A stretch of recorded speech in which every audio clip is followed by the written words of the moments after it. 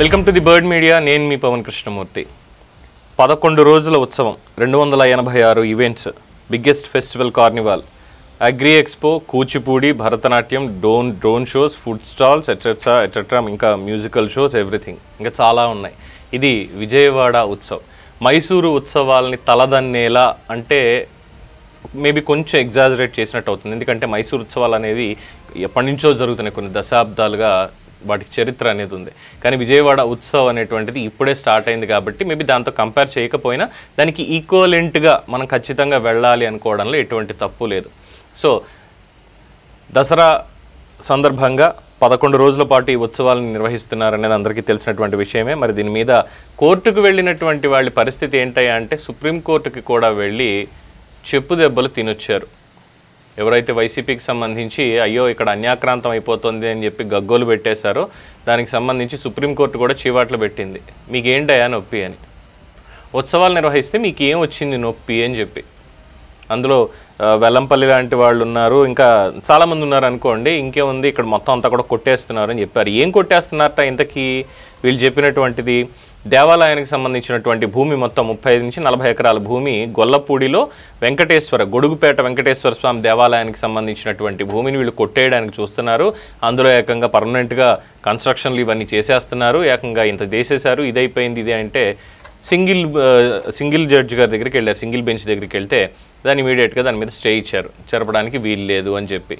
వాళ్ళు డివిజన్ బెంచ్కి వెళ్ళారు. డివిజన్ బెంచ్కి వెళ్ళి చెప్పారు, అయ్యా దీనికి సంబంధించి మేము మొత్తం ఇందులో వాణిజ్య కార్యకలాపాలకి వీటికని కాదు, ఇది ఉత్సవాలకి సంబంధించి నిర్వహిస్తున్నాం. మేము ప్రజలందరూ వస్తున్నారు, అక్కడ ఏం జరుగుతుందని చూస్తున్నారు. అలాగే దీనికి సంబంధించి మేము దేవాలయానికి 45 లక్షల రూపాయలు చెల్లిస్తున్నాము, కేవలం 56 రోజులకు మాత్రమే. 56 రోజులకి మాత్రమే. ఎందుకంటే ముందు ఏర్పాట్లు చేయాలి, తర్వాత ఉత్సవాలు అయిన తర్వాత ఇంకొన్ని రోజులకు మిగతావన్నీ తీసి ఆ భూమిని చదును చేయడం, మళ్ళీ యథాతథ స్థితికి తీసుకొచ్చి వాళ్ళకి ఇవ్వడం అనేది ఉంటుంది. అలాగే దేవాలయానికి సంబంధించినటువంటి భూమి దేవాలయానికి మేము 45 లక్షల రూపాయలు మేము చెల్లిస్తున్నాం ఉత్సవం పేరిట అని చెప్పి వాళ్ళు స్పష్టం చేశారు. సో ఇది దేవాలయానికి ఆదాయాన్ని సమకూరుస్తోంది. ఇక్కడేం వీళ్ళు అమ్మేయట్లేదు, కబ్జా చేసి ఇచ్చేయట్లేదు, కేవలం 56 రోజుల పాటు మాత్రమే తీసుకుంటున్నారు అని చెప్పి స్పష్టం చేస్తే డివిజన్ బెంచ్ సింగిల్ బెంచ్ ఉత్తర్వులను కొట్టేసింది, మీరు వెళ్ళి చేసుకోండి అయ్యా అని. సో మన వాళ్ళు వెళ్ళారు. మన వాళ్ళకి ఆగదు కదా, ఎట్టి పరిస్థితుల్లో ఇలాంటి ఉత్సవాలు జరగడానికి వీలు లేదు అని కంకణం కట్టుకున్నారు కదా. అలాగే మన పండుగలు వీటన్నిటికీ సంబంధించి వచ్చినప్పుడు ముఖ్యంగా ఏం జరుగుతుందో తెలుస్తూనే ఉంది కదా అన్నిటి మీద.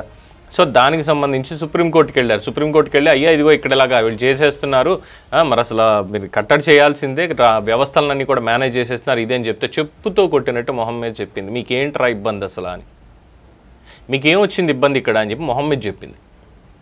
సుప్రీంకోర్టు అడిగినటువంటి వివరాలు దీనికి సంబంధించి వాళ్ళు ఏం చెప్పారు, డివిజన్ బెంచ్ ఏదైతే తీర్పిచ్చిందో, అయ్యా ఇదిగో దీనికి సంబంధించి వైబ్రెంట్ విజయవాడ సొసైటీ అనే మేమున్నాము, డివిజన్ బెంచ్కి వెళ్ళాము, డివిజన్ బెంచ్ వాళ్ళు ఇటువంటి తీర్పు మాకు ఇచ్చారు, ఆదాయం సమకూరుస్తున్నాం ఆలయానికి, అలాగే ఇక్కడ ఉత్సవాల పేరిట ఆంధ్రప్రదేశ్కి ఒక బ్రాండ్ క్రియేట్ చేసేటువంటి పని చేస్తున్నాం తప్ప ఇక్కడ మేము కమర్షియల్ యాక్టివిటీస్ లాగా దీని మీద లాభాలు తెచ్చుకోవాలని ఇంకోటన మేము చేయట్లేదని చెప్తే దాన్ని పరిగణలోకి తీసుకున్నటువంటి సుప్రీంకోర్టు ధర్మాసనం హైకోర్టు డివిజన్ బెంచ్ ఇచ్చినటువంటి ఉత్తర్వుల్లో జోక్యం చేసుకోవాల్సిన అవసరం మాకిందులో లేదు అని చెప్పి పిటిషన్ని కొట్టేసింది. వైఎస్ఆర్సీపీ వాళ్ళు వేసినటువంటి పిటిషన్ని కొట్టేసింది. సో ఇక్కడ వైబ్రెంట్ విజయవాడ సొసైటీ అనేటువంటిది, ఇందులో రాజకీయ నాయకులు ఉన్నారు. విజయవాడ ఎంపీ కేశినేని శివనాథ్, కేశినేని చిన్ని ఈయనున్నారు, అక్కడ ఉన్నటువంటి ఎమ్మెల్యేలు, ఎంపీలు, ఇతర ప్రజాప్రతినిధులు, ఆధ్యాత్మికవేత్తలు ఎంతోమంది దీనికి సంబంధించి ఉండి చర్చించి ఎలా చేయాలి ఏం చేయాలి అనేటువంటి దాని మీద సెగ్రిగేట్ చేసి ప్రతి ఒక్కటి ఒక ఉత్సవంలా చేయాలి అని చెప్పి. అంటే తిరణాళ్ళు, చిన్నప్పుడు మన ఊళ్ళో తిరణాళ్ళు జరిగేవి కదా, అలా చేయాలి. అఫ్కోర్స్ ఇప్పుడంటే మోడర్న్ డేస్ ఉన్నాయి కాబట్టి అక్కడ స్టాల్స్ పెట్టడం, ఫుడ్ స్టాల్స్, బుక్ స్టాల్స్, లేదంటే ఇతరత్ర ఉండేటువంటివి ఒక కార్నివల్ లాగా ఏర్పాటు చేసి అలాగే ఆధ్యాత్మిక శోభ అనేది వెల్లివిరియాలి. పైన అమ్మవారికి సేవలు జరుగుతూ ఉంటాయి, ప్రజలు వస్తారు, వచ్చిన వాళ్ళకి ఆహ్లాదం కలిగించేలాగా మ్యూజిక్ షోస్ ఇవన్నీ కూడా ఉంటాయని చెప్పి చెప్పాను ఇందాకనే లిస్ట్ మీకు. 11 రోజుల పాటు జరిగే ఉత్సవంలో మొత్తం 286 ఈవెంట్స్ జరగబోతున్నాయి. దీంతో వరల్డ్స్ బిగ్గెస్ట్ ఫెస్టివల్ కార్నివాల్ అన్న పేరుతో దీన్ని నిర్వహిస్తున్నారు. మేబీ పొద్దున్న రికార్డ్ వచ్చినా కూడా రావచ్చు డెఫినెట్గా. అయినా సరే మాకేంటంటే మేము ఇది చెయ్యనివ్వం, చేయనివ్వకండి, వెళ్ళండి. వెళ్ళి వాళ్ళ జగన్మోహన్ రెడ్డి గారికి బెయిల్ వచ్చినటువంటి సందర్భంగా పుష్కర కాలమైంది కాబట్టి తాడేపల్లి ఉత్సవం నిర్వహించుకోండి. విజయవాడ ఉత్సవంలో మీకు ఎలాగో ఉండదు కాబట్టి, ఇది ఎలాగో స్వామివారికి సంబంధించింది, అమ్మవారికి సంబంధించింది అంటే పూనకాలు వచ్చేస్తాయి మీకు. వెంటనే వెళ్ళి అక్కడ ఏదో రచ్చ చేసేయాలి అనేటువంటి ప్రయత్నం. తిరుమలలో జరిగినటువంటిది అదే. సాలకట్ల బ్రహ్మోత్సవాల సందర్భంగా అక్కడ భూమన కరుణాకర్ రెడ్డి చేసింది. ఇక్కడ వీళ్ళు చేస్తున్నటువంటిది అదే. ఇక వెల్లంపల్లి అయితే ఇంకా ఆయన గురించి చెప్పక్కర్లేదు. ఆయన ఏకంగా అల్లాడిపోతున్నాడు పాపం.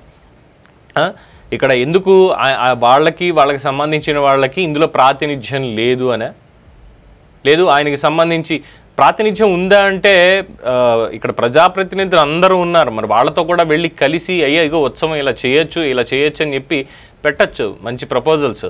కానీ మేము అది చెయ్యం. మాకు అక్కడ స్టాల్కి సంబంధించో లేదంటే అక్కడ మొత్తం ఒక వింగ్ అంతానో మాకు ఇచ్చేసేయాలి, లేదంటే పూర్తిగా మా చేతుల మీద జరగాలి, మేము అనుకున్నట్టుగానే జరగాలి.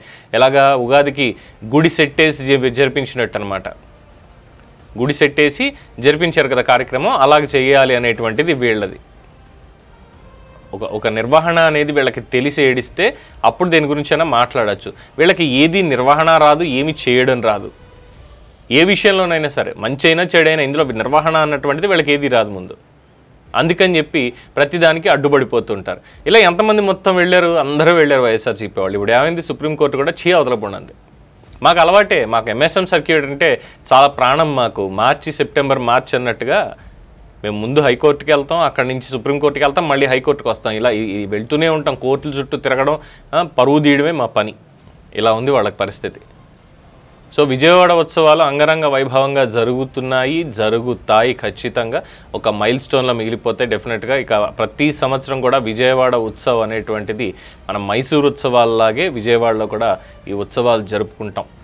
ఇది కంటిన్యూషన్ ప్రాసెస్, అందులో ఎటువంటి డౌట్ పెట్టుకోక్కర్లేదు. ఇంకా దీని మీద మీ అభిప్రాయాన్ని కామెంట్స్ రూపంలో తెలియజేయండి. చూస్తూనే ఉండండి ది బర్డ్ మీడియా.